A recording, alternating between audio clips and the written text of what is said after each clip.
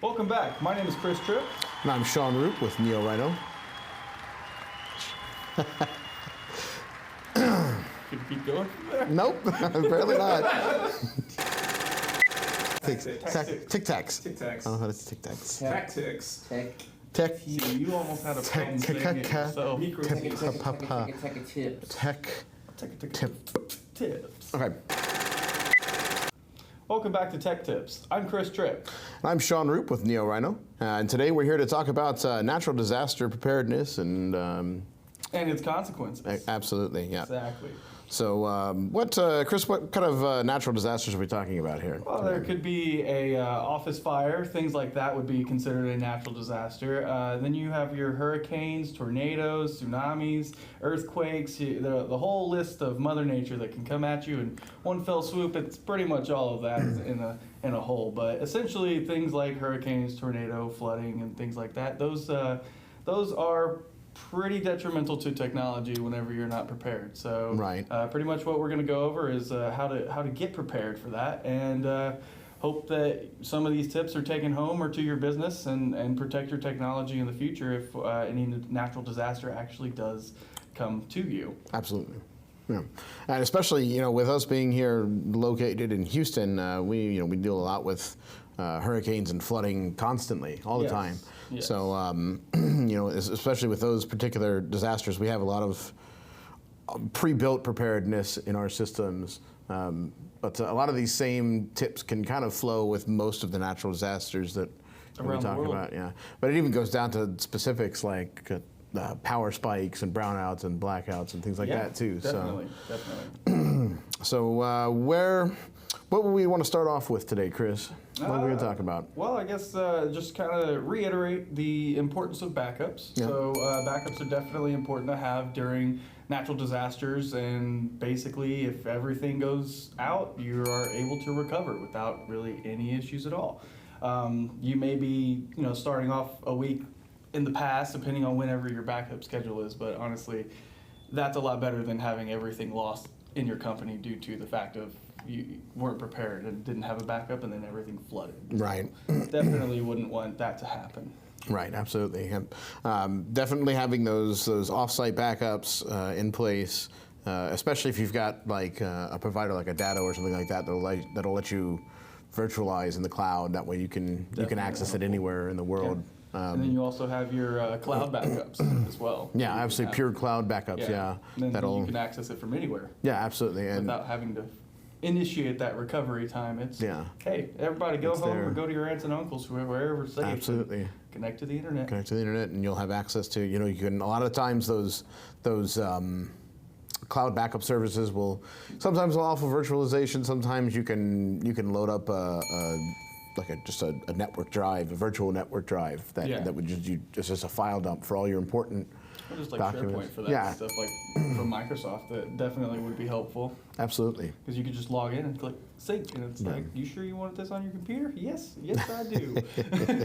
For sure. I now have access to everything that I had before, so it's definitely helpful. Another thing I would probably suggest is probably battery backups. Yeah, and keeping all those battery backups in a location that they're not going to be damaged to in case of flooding and things like that. Really, any technology. Raise them up. So if you're in probably like a 500-year floodplain, then you probably want to put it up at least a foot off the ground. But if you're in a lower time frame for the flood year, or you're expected to have more flooding, or you might want to look into how high that water can get potentially, and possibly raise it up to 3 foot off the ground. And that's something that you got to think about whenever you're installing it for the first time, because some of those units are pretty heavy. Yeah, I remember installing an 80-pound unit. Had to wobble it onto my legs and get it all super balanced, and then hit the screws to make sure that it didn't fall down afterwards. It wouldn't be so bad if it was 80 pounds spread evenly, but it's 80 pounds on like one side. Exactly. So it's the side that's inconvenient. Trying to get the So definitely keeping that power strips, servers, surge protectors, workstations, even just if you know a natural disaster's coming, have that off the ground in your plan, right? Your preparedness plan. Just start gathering everything you can off the ground, just and move it up. And then to also aid in that, a good suggestion would be do that beforehand. So Right. basically, make sure it's by default that everybody's getting their desktops installed on the top of their desk, or you have some kind of desktop carrying Like a case. carriage. Yeah, a little carriage. Yeah. They have some desks with a little holder on the bottom. You can Yeah, slide absolutely. them in there, keep them off the ground, and that would basically mean your lowest point of entry to where your water could do damage is right at your wall ports. Yeah, So absolutely, yeah. definitely something to keep in mind. Yeah, absolutely, and that even goes into having like turning your machines off before you're hit with a big storm like that. Shut everything down, unplug everything. Get all those cables on top, because you don't want one of those spikes to just come through, hit your computer, and just tear everything up. You never know. It would be preventative maintenance for the worst possible case. Absolutely, it's it can be inconvenient, but the inconvenience of going through and unplugging and moving everything up is going to be way less than having to rebuild your network from scratch because you lost everything. Oh yeah.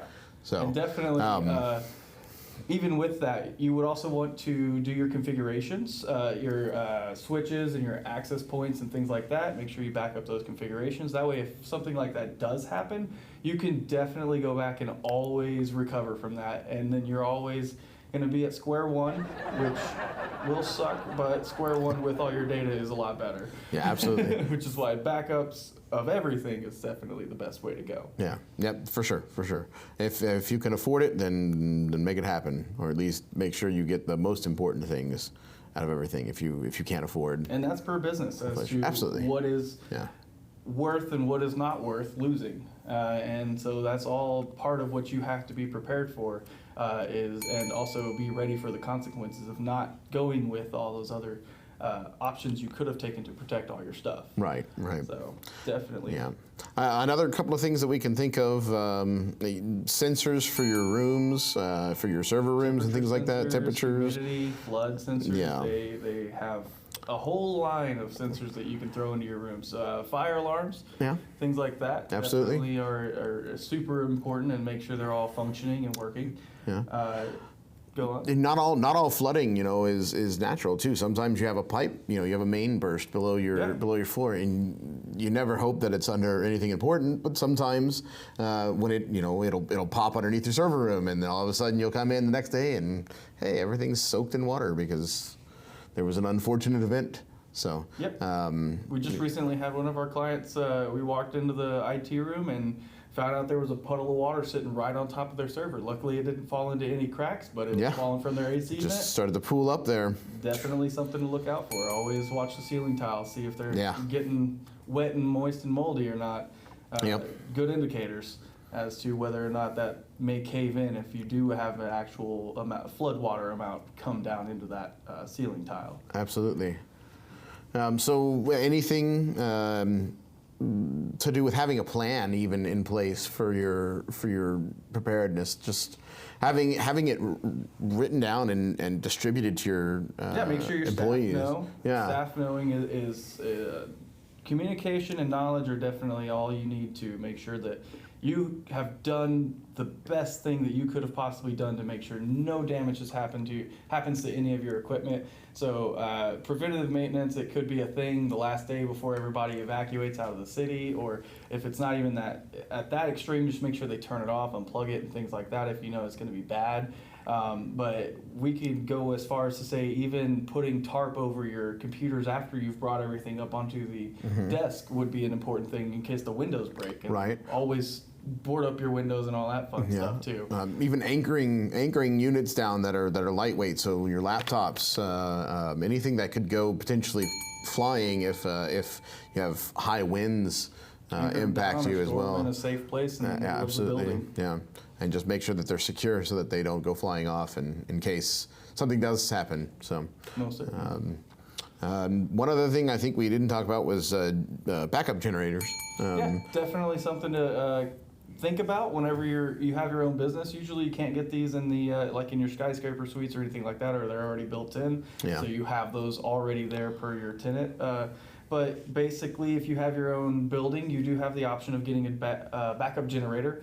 That backup generator will basically kick on as soon as it loses power or notices the power has been lost, and then bring everything back up for another 2 to 3 hours, giving you plenty of time. You can also get them probably for extended time frames. I want to say, depending on how much stuff you're trying to actually run through that generator on your business, you could say only computers have power. Everybody else turn everything off so that you're not sucking up that generator's power. Then you can definitely go through there and make sure it's just the computers that are on, and just run off of that if you need to maintain business. But it's really suggested we shut down, unplug everything, especially if there's a natural disaster. Hopefully not everybody's just sitting there at work, still working. Right, so.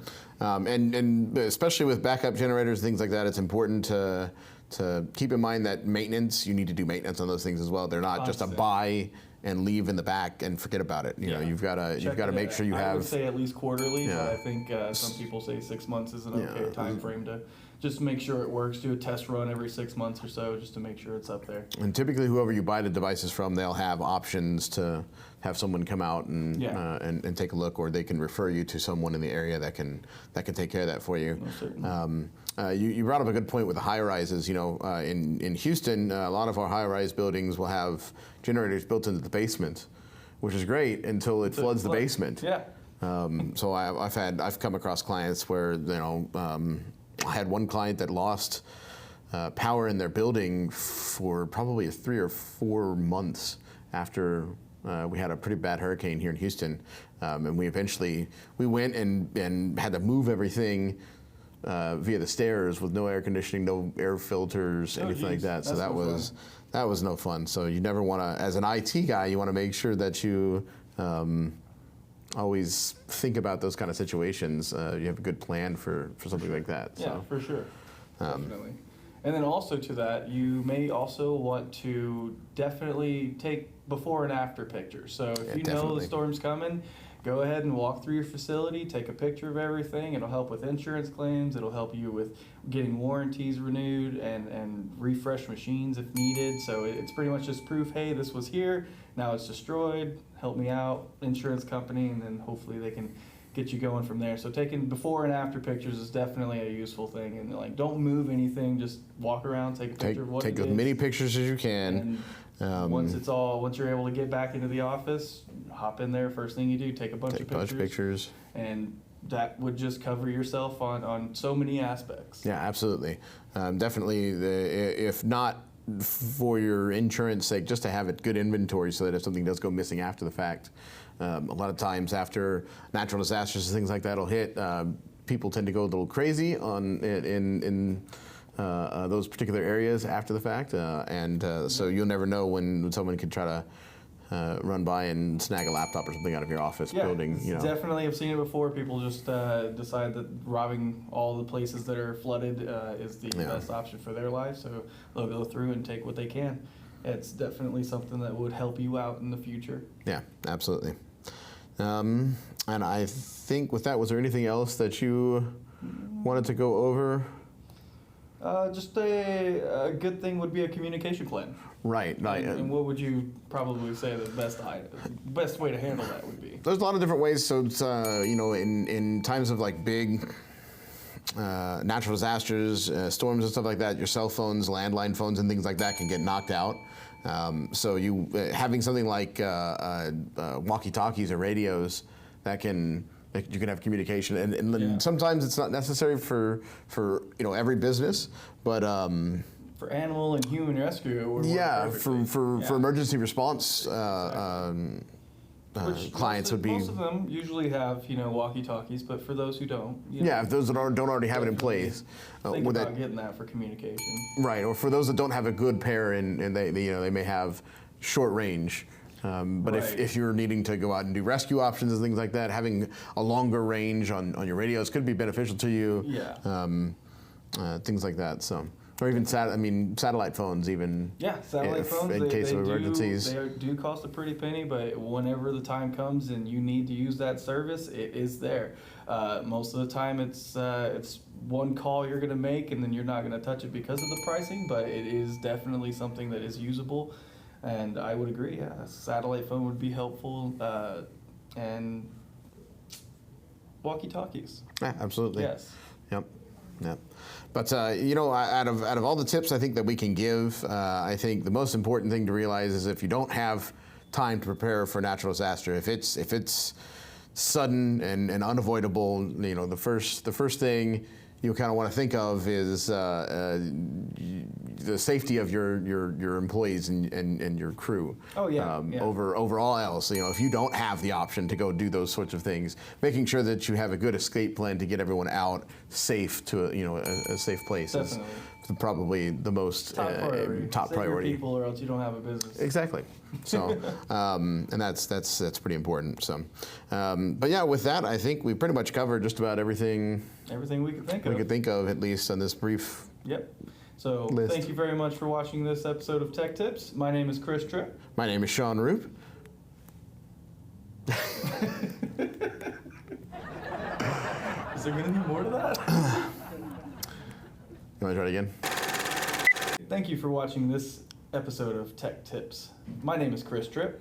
My name is Sean Roop with neoRhino Technologies. I did it again. I don't know where that's coming from, man. All right, come on. Thank you for watching this episode of Tech Tips. My name is Chris Tripp. My name is Sean Roop with neoRhino, and thank you for joining us today. I hope you learned a little bit something. Stay safe out there.